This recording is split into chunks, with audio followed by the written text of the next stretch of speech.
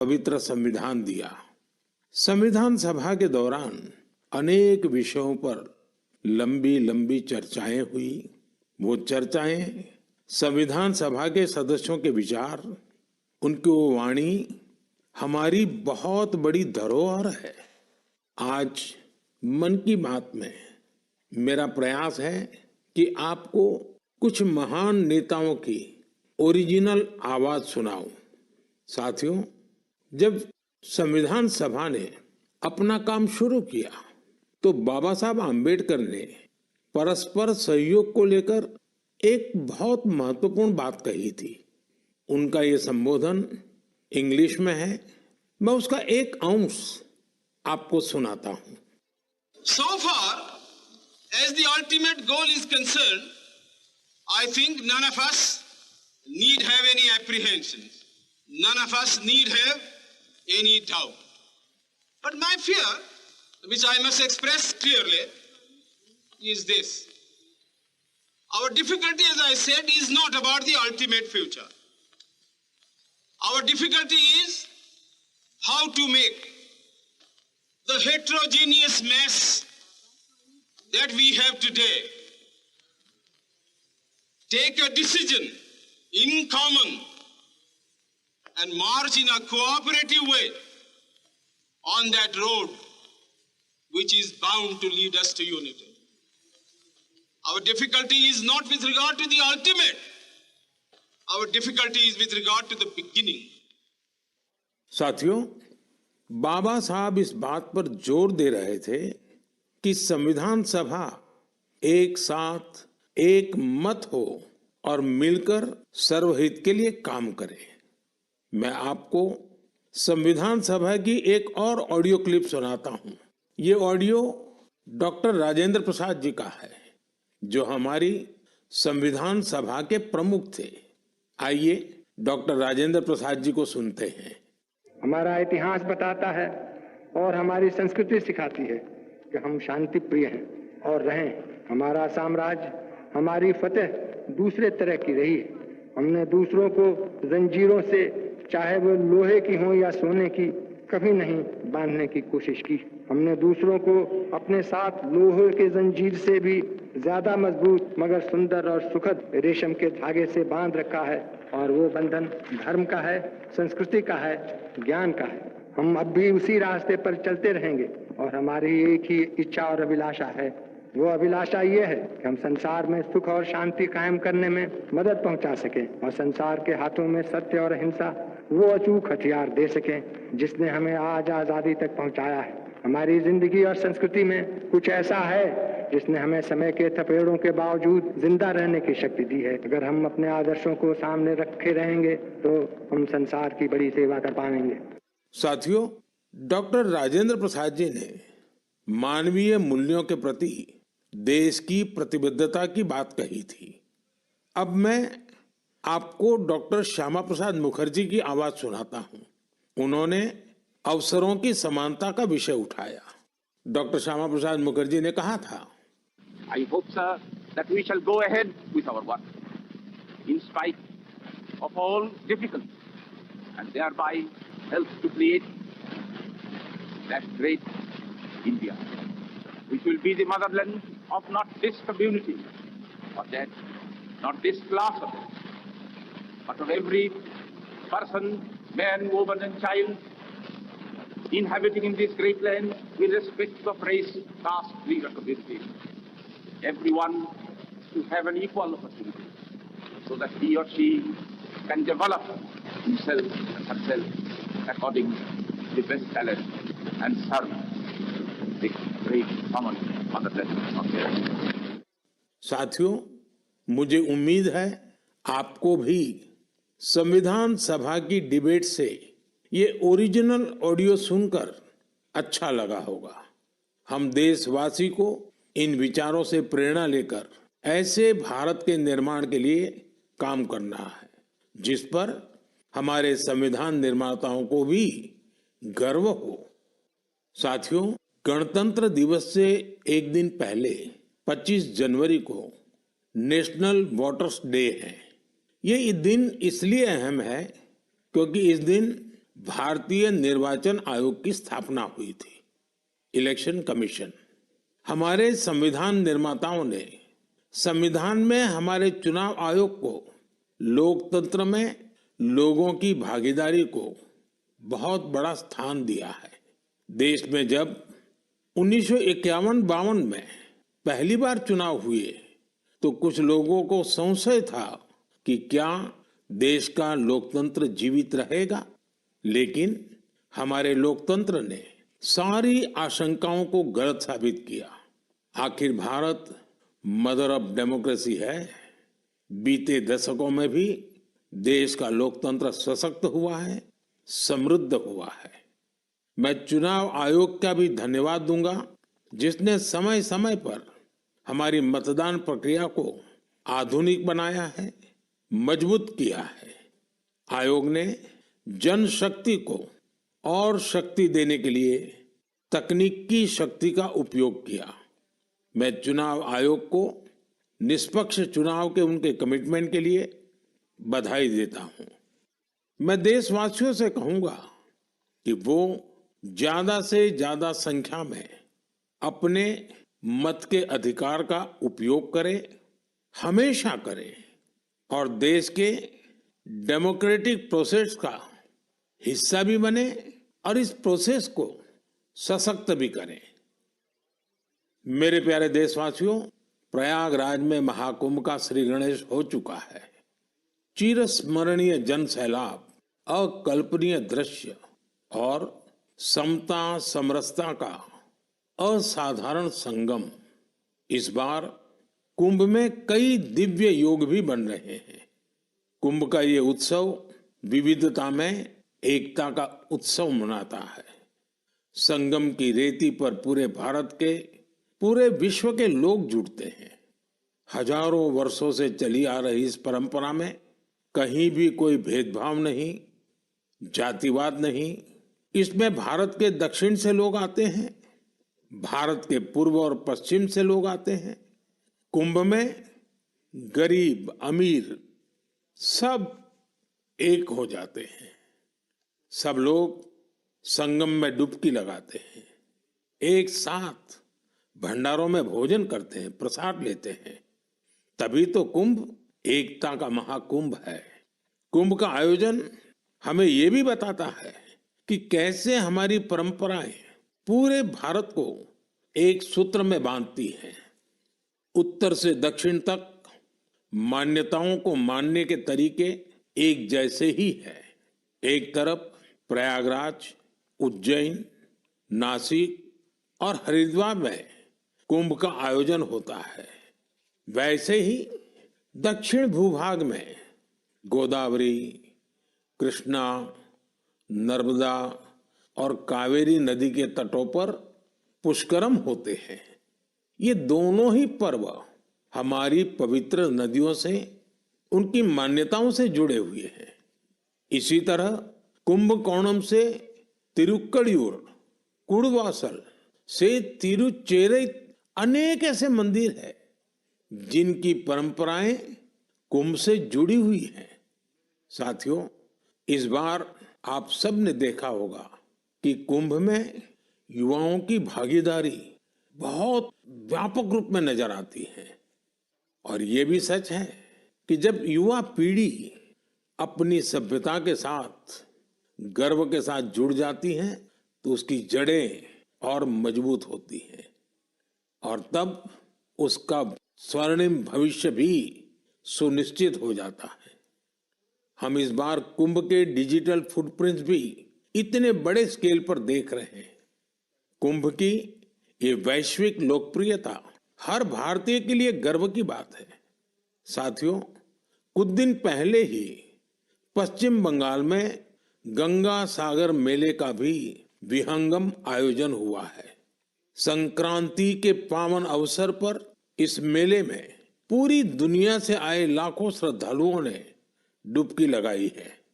कुंभ, पुष्करम और गंगा सागर मेला हमारे ये पर्व हमारे सामाजिक मेलजोल को, सद्भाव को, एकता को बढ़ाने वाले पर्व हैं। ये पर्व भारत के लोगों को भारत की परंपराओं से जोड़ते हैं। और जैसे हमारे शास्त्रों ने संसार में धर्म, अर्थ, काम, मोक्ष चारों पर बल दिया है, वैसे ही हमारे पर्वों और परंपराएं भी आध्यात्मिक, सामाजिक, सांस्कृतिक और आर्थिक हर पक्ष को भी सशक्त करते हैं। साथियों, इस महीने हमने पौष शुक्ल द्वादशी के दिन रामलला के प्राण प्रतिष्ठा पर्व की पहली वर्षगांठ मनाई है। इस साल पौष शुक्ल द्वादशी 11 जनवरी को पड़ी थी। इस दिन लाखों राम भक्तों ने अयोध्या में रामलला के साक्षात दर्शन कर उनका आशीर्वाद लिया। प्राण प्रतिष्ठा की ये द्वादशी भारत की सांस्कृतिक चेतना की पुनः प्रतिष्ठा की द्वादशी है। इसलिए पौष शुक्ल द्वादशी का ये दिन एक तरह से प्रतिष्ठा द्वादशी का दिन भी बन गया है। हमें विकास के रास्ते पर चलते हुए ऐसे ही अपनी विरासत को भी सहेजना है, उनसे प्रेरणा लेते हुए आगे बढ़ना है।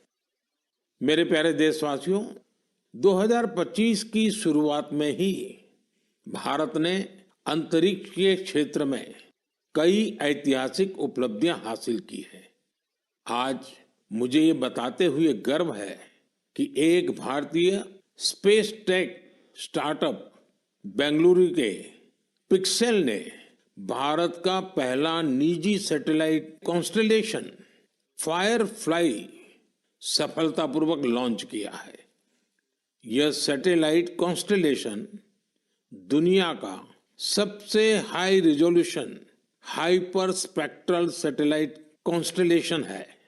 इस उपलब्धि ने न केवल भारत को आधुनिक स्पेस टेक्नोलॉजी में अग्रणी बनाया है, बल्कि यह आत्मनिर्भर भारत की दिशा में भी एक बड़ा कदम है। ये सफलता हमारे निजी स्पेस सेक्टर की बढ़ती ताकत और इनोवेशन का प्रतीक है। मैं इस उपलब्धि के लिए पिक्सेल की टीम, इसरो और इन स्पेस को पूरे देश की ओर से बधाई देता हूं। साथियों, कुछ दिन पहले हमारे वैज्ञानिकों ने स्पेस सेक्टर में ही एक और बड़ी उपलब्धि हासिल की। हमारे साइंटिस्ट ने सैटेलाइट्स की स्पेस डॉकिंग कराई है। जब अंतरिक्ष में 2 स्पेस क्राफ्ट कनेक्ट किए जाते हैं तो इस प्रक्रिया को स्पेस डॉकिंग कहते हैं।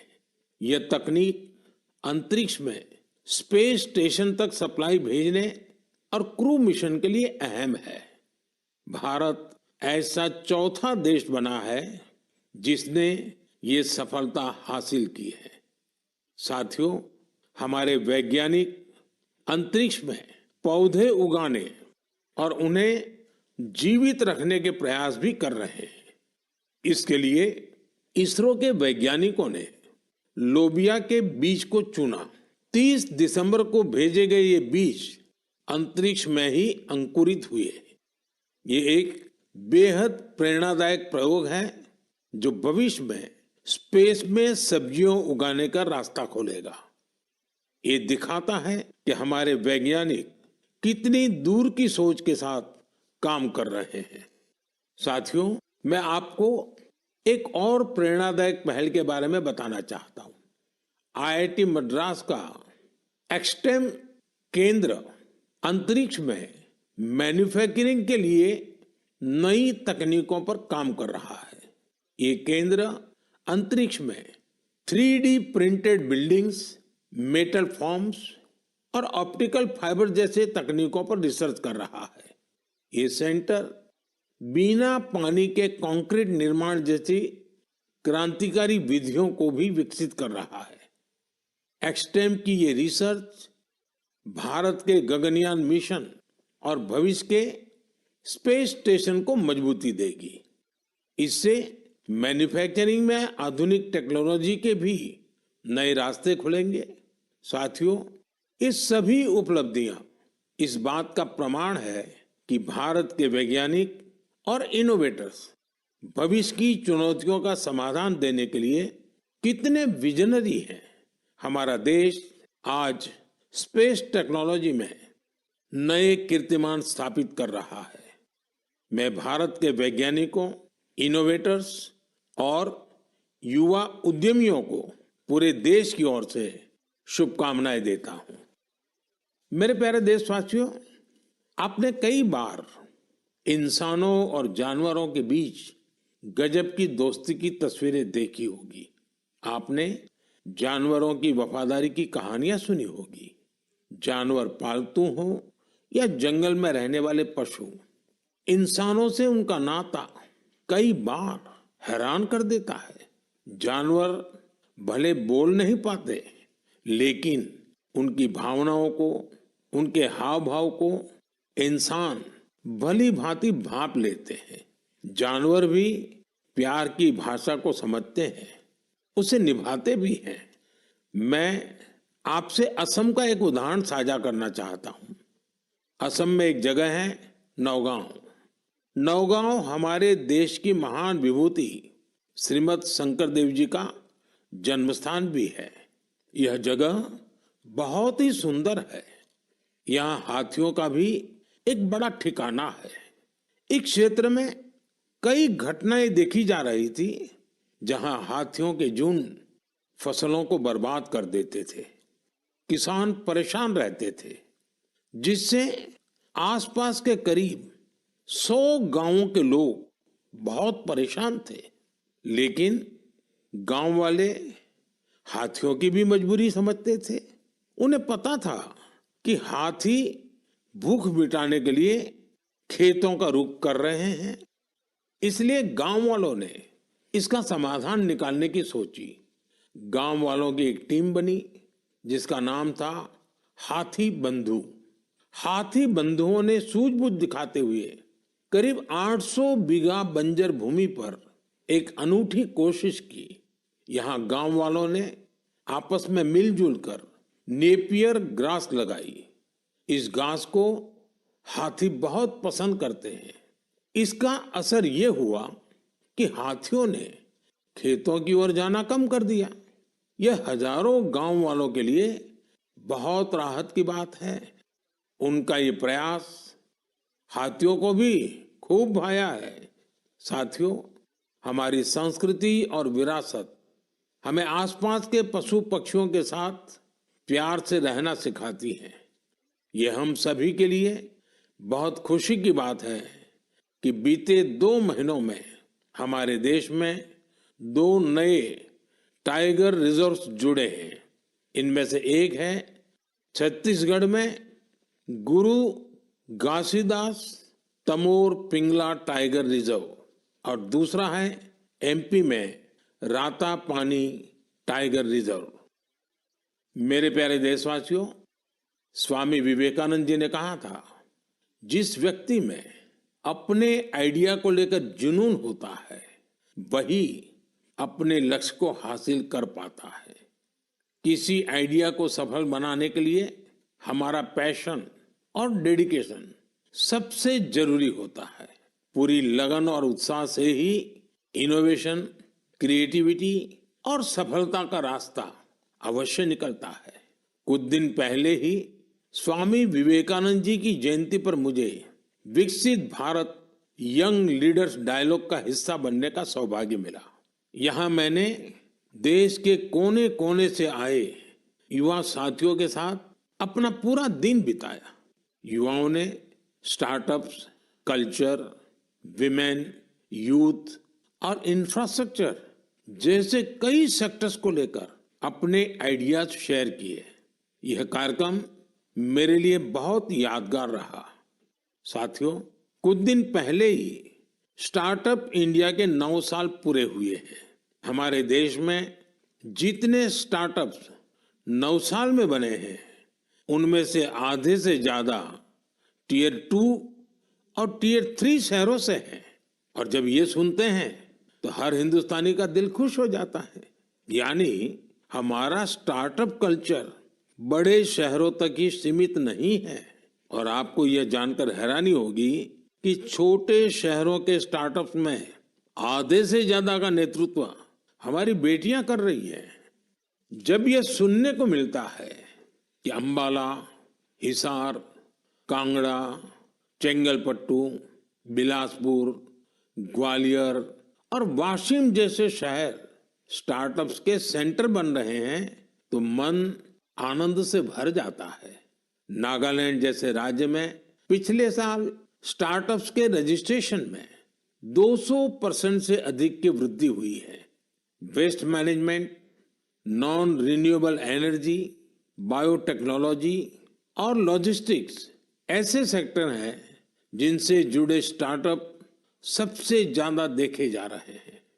ये कन्वेंशनल सेक्टर्स नहीं है, लेकिन हमारे युवा साथी भी तो कन्वेंशनल से आगे की सोच रखते हैं, इसलिए उन्हें सफलता भी मिल रही है। साथियों, 10 साल पहले जब कोई स्टार्टअप के क्षेत्र में जाने की बात करता था तो उसे तरह तरह के ताने सुनने को मिलते थे। कोई ये पूछता था कि आखिर स्टार्टअप होता क्या है, तो कोई कहता था कि इसे कुछ होने वाला नहीं है। लेकिन अब देखिए, 1 दशक में कितना बड़ा बदलाव आ गया। आप भी भारत में बन रहे नए अवसरों का भरपूर लाभ उठाएं। अगर आप खुद पर विश्वास रखेंगे तो आपके सपनों को भी नई उड़ान मिलेगी। मेरे प्यारे देशवासियों, नेक नियत से निस्वार्थ भावना के साथ किए गए कामों की चर्चा दूर सुदूर पहुंच ही जाती है और हमारा मन की बात तो इसका बहुत बड़ा प्लेटफॉर्म है। हमारे इतने विशाल देश में दूर दराज भी अगर कोई अच्छा काम कर रहा होता है, कर्तव्य भावना को सर्वोपरि रखता है, तो उसके प्रयासों को सामने लाने का ये बेहतरीन मंच है। अरुणाचल प्रदेश में दीपक नाबाम जी ने सेवा की अनूठी मिसाल पेश की है। दीपक जी यहाँ लिविंग होम चलाते हैं, जहाँ मानसिक रूप से बीमार, शरीर से असमर्थ लोगों और बुजुर्गों की सेवा की जाती है। यहाँ पर ड्रग्स की लत के शिकार लोगों की देखभाल की जाती है। दीपक नाबाम जी ने बिना किसी सहायता के समाज के वंचित लोगों, हिंसा पीड़ित परिवारों और बेघर लोगों को सहारा देने का अभियान शुरू किया। आज उनकी सेवा ने एक संस्था का रूप ले लिया है। उनकी संस्था को कई अवार्ड से भी सम्मानित किया गया है।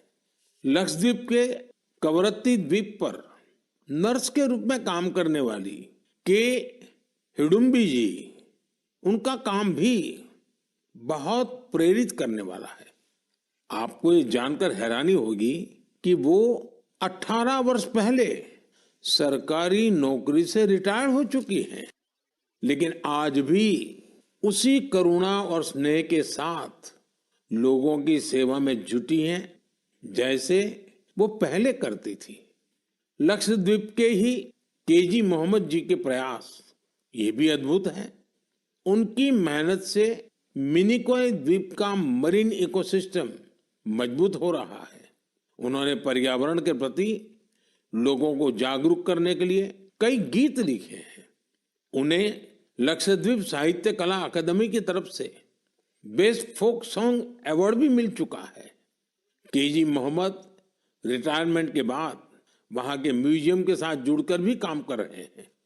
साथियों, एक और बड़ी अच्छी खबर अंडमान और निकोबार द्वीप समूह से भी है। निकोबार जिले में वर्जिन कोकोनट ऑयल को हाल ही में जीआई टैग मिला है। वर्जिन कोकोनट ऑयल, उसको जीआई टैग के बाद एक और नई पहल हुई है। इस ऑयल के उत्पादन से जुड़ी महिलाओं को संगठित कर सेल्फ हेल्प ग्रुप बनाए जा रहे हैं। उन्हें मार्केटिंग और ब्रांडिंग की स्पेशल ट्रेनिंग भी दी जा रही है। ये हमारे आदिवासी समुदायों को आर्थिक रूप से सशक्त बनाने की दिशा में एक बड़ा कदम है। मुझे विश्वास है भविष्य में निकोबार का वर्जिन कोकोनट ऑयल दुनिया भर में धूम मचाने वाला है और इसमें सबसे बड़ा योगदान अंडमान और निकोबार के महिला सेल्फ हेल्प ग्रुप का होगा। मेरे प्यारे देशवासियों, पल भर के लिए आप एक दृश्य की कल्पना कीजिए। कोलकाता में जनवरी का समय है, दूसरा विश्व युद्ध अपने चरम पर है और इधर भारत में अंग्रेजों के खिलाफ गुस्सा उफान पर है। इसकी वजह से शहर में चप्पे चप्पे पर पुलिस वालों की तैनाती है। कोलकाता के बीचों बीच एक घर के आसपास पुलिस की मौजूदगी ज्यादा चौकस है। इसी बीच लंबा ब्राउन कोट, पैंट और काली टोपी पहने हुए एक व्यक्ति रात के अंधेरे में एक बंगले से कार लेकर बाहर निकलता है। मजबूत सुरक्षा वाली कई चौकियों को पार करते हुए वो एक रेलवे स्टेशन गोमो पहुंच जाता है। ये स्टेशन अब झारखंड में है। यहां से एक ट्रेन पकड़कर वो आगे के लिए निकलता है। इसके बाद अफगानिस्तान होते हुए वो यूरोप जा पहुंचता है और यह सब अंग्रेजी हुकूमत के अवैध किलेबंदी के बावजूद होता है। साथियों, ये कहानी आपको फिल्मी सीन जैसी लगती होगी। आपको लग रहा होगा इतनी हिम्मत दिखाने वाला व्यक्ति आखिर किस मिट्टी का बना होगा। दरअसल ये व्यक्ति कोई और नहीं, हमारे देश की महान विभूति नेताजी सुभाष चंद्र बोस थे। 23 जनवरी यानी उनकी जन्म जयंती को अब हम पराक्रम दिवस के रूप में मनाते हैं। उनके शौर्य से जुड़ी इस गाथा में भी उनके पराक्रम की झलक मिलती है। कुछ साल पहले मैं उनके उसी घर में गया था जहां से वे अंग्रेजों को चकमा देकर निकले थे। उनकी वो कार अभी वहां मौजूद है। वो अनुभव मेरे लिए बहुत ही विशेष रहा। सुभाष बाबू एक विजनरी थे। साहस तो उनके स्वभाव में रचा बसा था। इतना ही नहीं, वे बहुत कुशल प्रशासक भी थे। महज 27 साल की उम्र में वो कोलकाता कॉरपोरेशन के चीफ एग्जीक्यूटिव ऑफिसर बने और उसके बाद उन्होंने मेयर की जिम्मेदारी भी संभाली। एक प्रशासक के रूप में भी उन्होंने कई बड़े काम किए। बच्चों के लिए स्कूल, गरीब बच्चों के लिए दूध का इंतजाम और स्वच्छता से जुड़े उनके प्रयासों को आज भी याद किया जाता है। नेताजी सुभाष का रेडियो के साथ भी गहरा नाता रहा है। उन्होंने आजाद हिंद रेडियो की स्थापना की थी, जिस पर उन्हें सुनने के लिए लोग बड़ी बेसब्री से प्रतीक्षा करते थे। उनके संबोधनों से विदेशी शासन के खिलाफ लड़ाई को एक नई ताकत मिलती थी। आजाद हिंद रेडियो पर अंग्रेजी, हिंदी, तमिल, बांग्ला, मराठी, पंजाबी, पश्तो और उर्दू में न्यूज बुलेटिन का प्रसारण होता था। मैं नेताजी सुभाष चंद्र बोस को नमन करता हूं। देश भर के युवाओं से मेरा आग्रह है कि वे उनके बारे में अधिक से अधिक पढ़ें और उनके जीवन से निरंतर प्रेरणा ले। साथियों, मन की बात का ये कार्यक्रम हर बार मुझे राष्ट्र के सामूहिक प्रयासों से, आप सबकी सामूहिक इच्छा शक्ति से जोड़ता है। हर महीने मुझे बड़ी संख्या में आपके सुझाव, आपके विचार मिलते हैं और हर बार इन विचारों को देखकर विकसित भारत के संकल्प पर मेरा विश्वास और बढ़ता है। आप सब इसी तरह अपने अपने काम से भारत को सर्वश्रेष्ठ बनाने के लिए प्रयास करते रहें। इस बार की मन की बात में फिलहाल इतना ही। अगले महीने फिर मिलेंगे। भारतवासियों की उपलब्धियां, संकल्पों और सिद्धियों की नई गाथाओं के साथ। बहुत बहुत धन्यवाद।